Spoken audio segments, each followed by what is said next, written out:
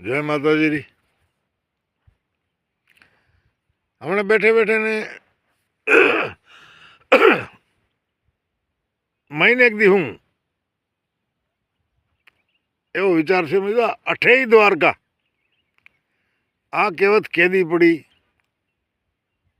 કમ પડી કેણે પાડી અઠેય દ્વારકા આપી નથી વાતચાત બોલચાલ મેં કહેતા હતા. હવે તો ભાઈ અઠેય દ્વારકા.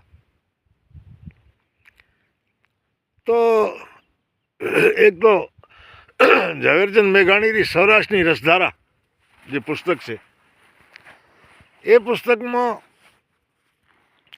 ચોટીલા કને ભીમોરા એક ગઢ છે.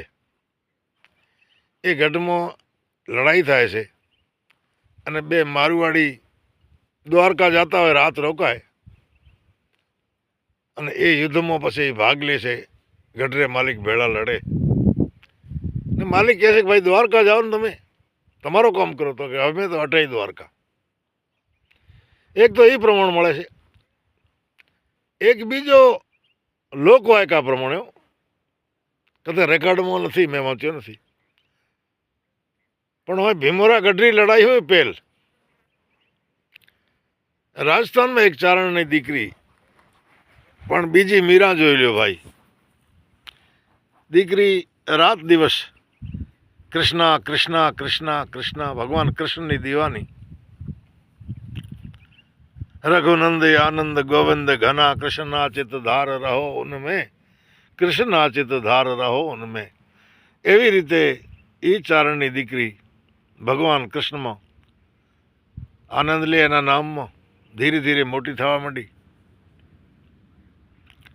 અને સ્વાભાવિક છે દીકરી મોટી થાય તો મા બાપને ચિંતા, કારણ કે એ તો પરાયો ધન છે. સારો છોકરો, સારો ઘર, આ બધી માવતરને ચિંતા હોય. એટલે માવતર લગ્નનો હકપણનો પૂછવા માંડ્યા. બાઈને ખબર પડી.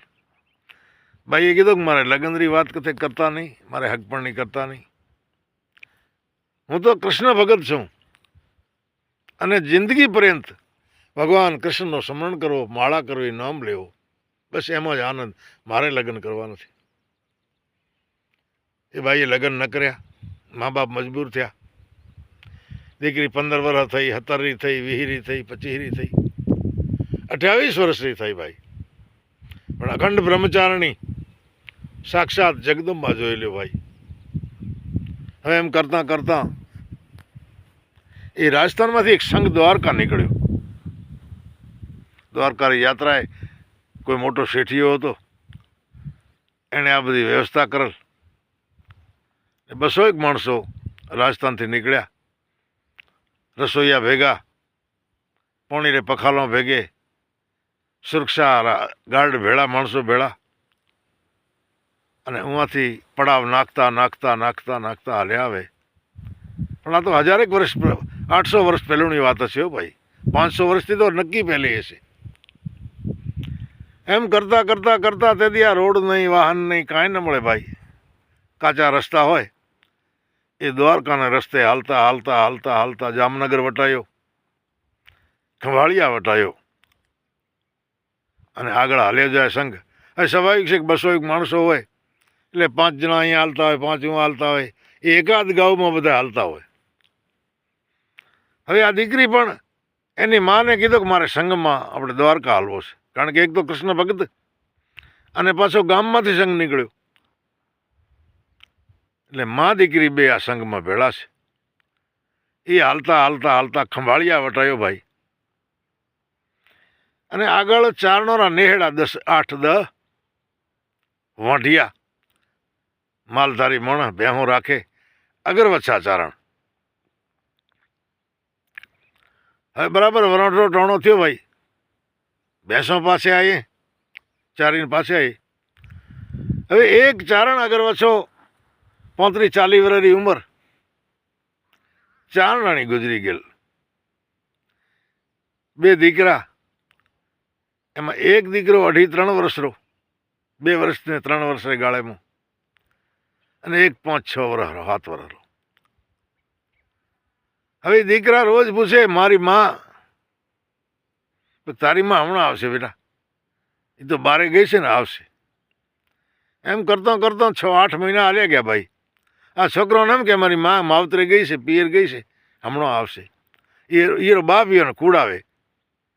હવે આ બાજુ ભેંસો આવી, આખે દિવસના છોકરા ભૂખા, એણે ભેંસો બોંધે કરી, જે કરો દોયો હતો દોવારો કરે, અને માથે વરહાળેલો ટાઈમ એટલે ઈંધણે પલળી ગયેલ. બાજરીનો આટો બાંધે ને રોટલા ઘડવા, છોકરા ભૂખા. એ ધુઆ ફૂંકો કરે બેઠો. દેવતા થાય નહીં. એક રોટી તવેમ પડી, એક રોટીનો લોટ આપણે હાથમાં મોહળે રહ્યો. હવે આ સંઘ જાતા જાતા મા દીકરી બે હતા. દીકરીને તરસ લાગી અને ચારણોનો નેહડો જોયો ને એટલે માને કીધું કે માં તું ઘડીક વાટજો, હું નેહડેમાં પોણી પી આવું, આપણો ચારણોનો નેહડો છે. મિત્રો એ બાઈ એ નેહડેમાં ગઈ અને નનકો છોકરોને રોજ હીરો બાપ કહેતો ને આજ આવશે તારી માં, આજ આવશે. અને બાઈ નેહડે અંદર વળી ઝૂંપડેમાં અને એમ કે પૂછો પોણી લ્યો. પણ છોકરોને એમ કે માં આવી છે. આ ચારણને ધુવાડો જાય છે, આંખીમાં પોણી હમાતો નથી.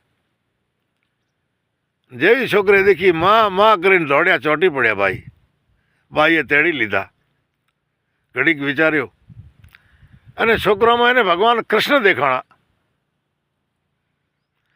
બાઈ કાંઈ પણ વિચાર કરે વગરી અગરવચ્ચે ચારણને કીધું કે ઉઠો ઉઠો, તમારા રોટલા ઘડો.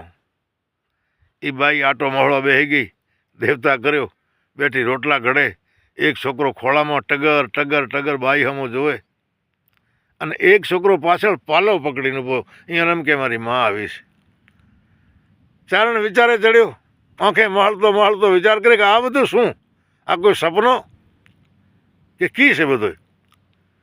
બાઈને પૂછ્યું તમે કોણ છો અને આ મારા રોટલા ઘડવા માંડ્યા? તો કે હવે જે છો એ જીવન પર્યંત તારા રોટલા ઘડીશ. આ મારા કૃષ્ણ કનૈયા છે સાહેબ.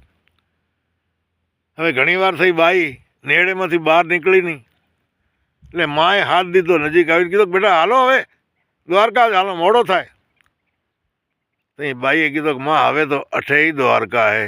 ભગવાન કૃષ્ણને મૂળ તો દર્શન કરવા જવાના, આ જીવતો જાગતા કૃષ્ણ છે. એટલે મિત્રો તેથી હું અઠેય દ્વારકા કહેવારી આજે કહેવત પડી ગઈ છે. એ મારે ધાર્યમાં આવી રીતનો છે. છતાં તમને કોઈને ખબર હોય તો કોમેન્ટ કરજો. અને જય માતાજી.